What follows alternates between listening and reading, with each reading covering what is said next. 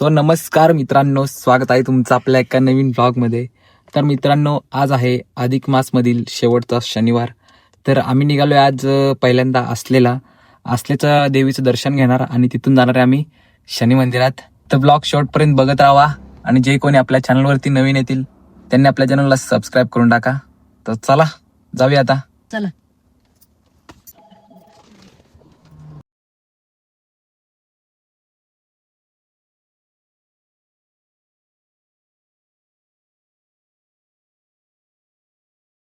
तर मित्रांनो, आम्ही पोचलोय आता आसलेमधील श्री भवानी माता प्रवेशद्वाराजवळ.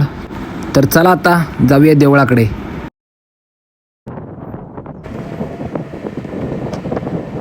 तर आम्ही आता पोचलोय फायनली देवळाकडे. तर आता आम्ही जाऊन दर्शन घेतो आणि थोडीफार माहिती पण घेतो. तर ब्लॉग कंटिन्यू बघत राहा.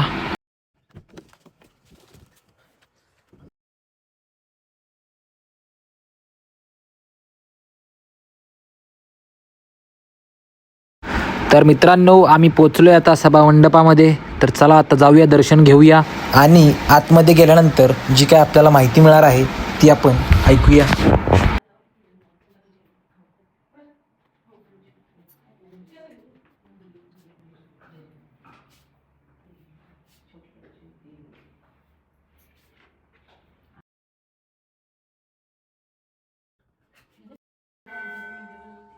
मित्रांनो, आता आपल्याला ह्या मंदिराची माहिती मिळणार आहे.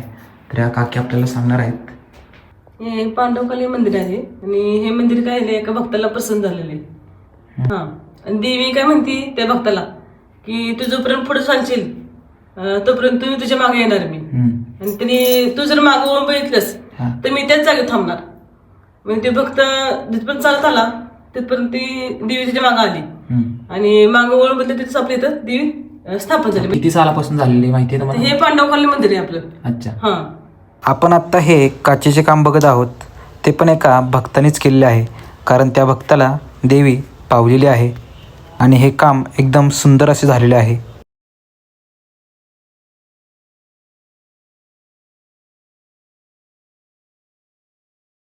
जय भवानी. मित्रांनो, आत्ता ज्या काकींनी आपल्याला माहिती सांगितली त्या काकींनी रांगोळी काढली आणि त्या इथं 7वीपासून रांगोळी काढत आहेत.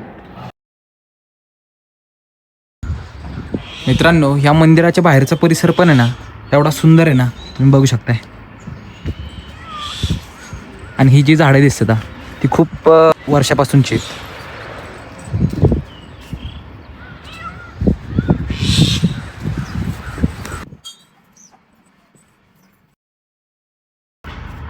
आता आपण आलोय मातंग आईच्या मंदिरात. तर आपल्याला माहिती थोडीफार मिळणार आहे इथली पण. तर ऐकूया. मातंगी देवी तुळजापुरात आलेली आहे. भवानी आहे ती, बहीण आहे तिथं. तिथं पहिल्यापासून त्यांचं स्थापना झालेलं आहे. अच्छा. तुळजापुरात आल्यावर इथं आल्याशिवाय असल्यातली वारी पूर्ण होत नाही. बहिणींचे दर्शन हे इथं आल्यावर घ्यावेच लागतं. त्याशिवाय ते पूर्ण होत नाही. ठीक आहे, चालते. धन्यवाद. धन्यवाद. माझ्या वडिलांना एक आवड आहे, ज्या ठिकाणी ते जातील त्या ठिकाणी स्वच्छता असली पाहिजे आणि ज्या ठिकाणी स्वच्छता नसेल त्या ठिकाणी ते स्वतःहून स्वच्छता करतात आणि ते पण न लाजता. मित्रांनो, खरंच खूप भारी वाटतं इकडे आल्यानंतर. एकदम निसर्गरम्य वातावरण झाल्यासारखं आहे.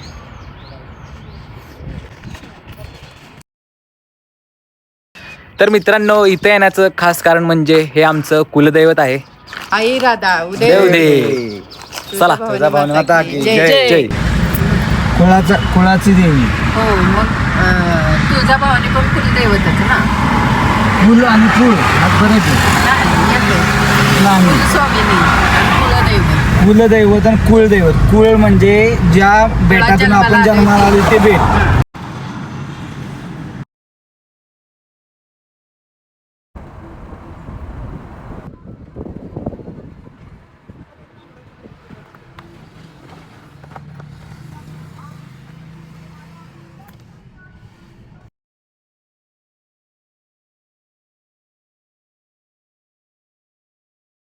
तर मित्रांनो, आम्ही आता पोहोचलोय श्री तीर्थक्षेत्र 16 शिवलिंग शनेश्वर मंदिरात. तर चला घेऊया दर्शन.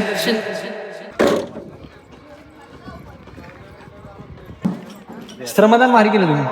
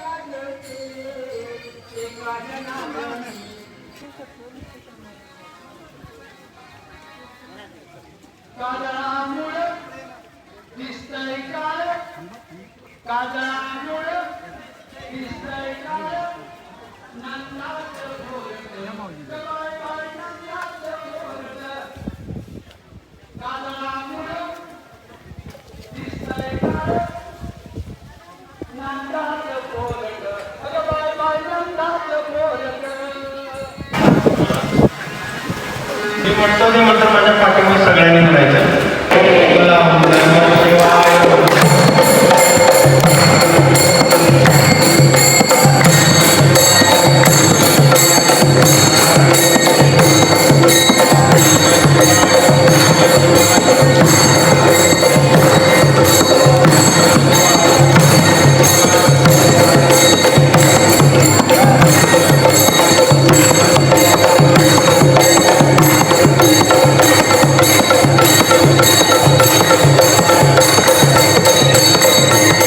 असा निसर्गाने शक्तीशी आपण एकरूप व्हावं. आपल्याला खूप काय आहे आपल्याकडे, पण कसं ग्रहण करायचं हे तुम्हाला माहित नाहीये. त्याच्यासाठी सत्संग, सप्ताह, सर्व संप्रदाय, सर्व पंथ, ती प्राथमिक माहिती तरी आपल्याला असणं आवश्यक आहे. आता आपण आलोय परमपूज्य शिवयोगी त्यागेश्वर महाराज समाधी स्थळाकडे. हर हर महादेव.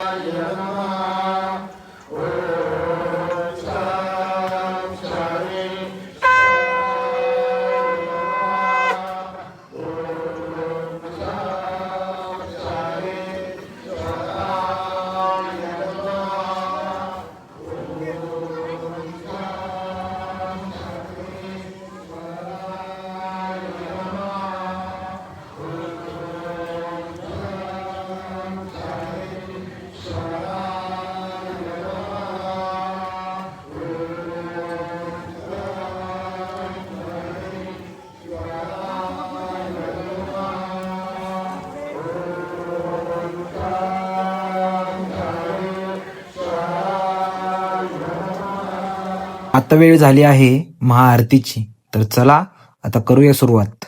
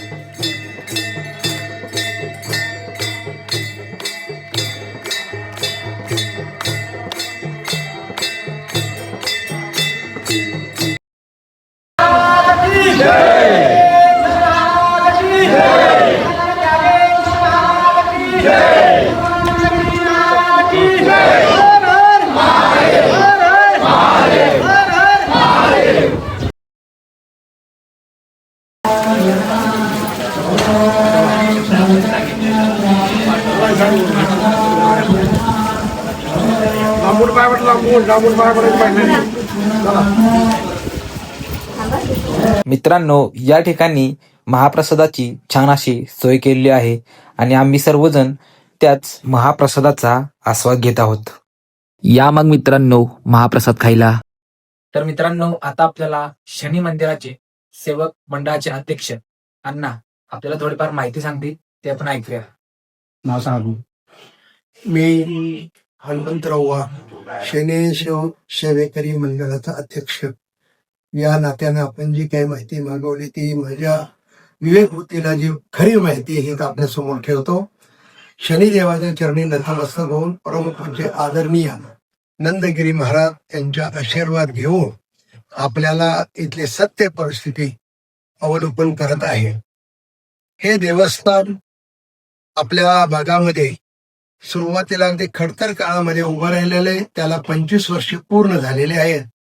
आणि आमचे परम जे गुरुवर्य नंदगिरी महाराज यांच्या अथान परिश्रमाने आणि सुंदर मार्गदर्शनाने इथं एक खांबावरती देवस्थान म्हटलं तरी चालू शकतं. कारण मार्गदर्शन इतकं सुंदर आहे, इथला सेवेकरी नवे येणारा भाविक सुद्धा इथं भारावून जातो. आणि त्यांनी या देवस्थानने एक आपलंस लोकांना हो असं इथं कार्य केलेलं आहे. त्यांच्या कार्याला आम्ही प्रथम नमस्कार करतो. आज ज्या दृष्टिकोनातून समाजाला गरज आहे धार्मिकतेची, अशा आपल्या पश्चिम महाराष्ट्रामध्ये सातारा जिल्हा कोरेगाव तालुक्यामध्ये सोळशी गावाच्या कुशीमध्ये 16 शिवलिंगाच्या सानिध्यात हे देवस्थान उभं राहिलेलं आहे. वसना नदीच्या उगमावर प्रथमतः एका रात्रीत महाराजांनी शनीची मूर्ती चौथऱ्यावर बसवली. थोडं थोडं थोडं वाढत जाता जाता आता त्याला महायात्रेचं स्वरूप आलेलं आहे. अगदी अगदी नजीकच्या काळात आपल्याला सांगायचं झालं तर आता शनी आमच्या शनी जयंती शनिवारी एकत्र झाली, त्यावेळेला या परिसरामध्ये भक्तांना पाय ठेवायला जागा नव्हती. मुंगी जायला इतकी म्हणजे गर्दी होती जाणार नाही. आणि संपूर्ण या परिसरामध्ये वेळापासून ते सोळशीपर्यंत संपूर्ण वाहनं उभं होतं. ही या देवस्थानची ख्याती आहे, भक्ती आहे. या ठिकाणी सरकारी फंडातून 5 मजली इमारत भक्तांच्या करता, परत प्रवचन हॉल, प्रसादाचा हॉल अशा सुविधा इथं आहेत. गोरक्षण, गोमाता शाळावी इथं आहेत. 15 ते 20 गायांचं संगोपन आम्ही करतो. आणि अशा प्रकारे या देवस्थानला येणारा भक्त आपल्या स्वार्थाकरता आला तरी शनी करता येतो, शनीचा आशीर्वाद घेण्याकरता येतो आणि त्याच्यापासून त्यांच्या मनाचं परिवर्तन होतं. हे अगदी खात्रीला एक सांगतो. शनीचं दर्शन घेतल्यानंतर महाराजांचं दर्शन घेतलं ते मार्गदर्शन करतात आणि त्याचा फायदा सर्व भक्तांना होतो. अशी या थोडक्यामध्ये देवस्थानची आपल्याकडे कल्पना मानतो. धन्यवाद. जय शनिदेव. जय शनिदेव. जय श्री. आमच्या दोघांचा फोटो घे. मित्रांनो, या ठिकाणी आपल्या गोमातेचं व्यवस्थापन खूप छान असं केलेलं आहे. ओम नीलांजनम समाभासम रविपुत्रम यमाग्रजम छायामार्तंड संभूतम तम नमामि शनेश्वरम. शनीश्वरम शनी महाराज की जय.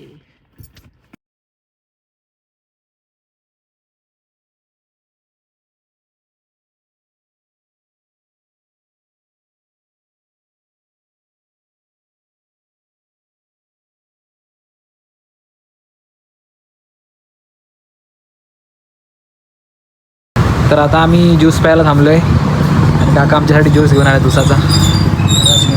काका थँक्यू. आणि हा मित्रांनो काकानेच बनवलाय हा. छान मस्त आहे.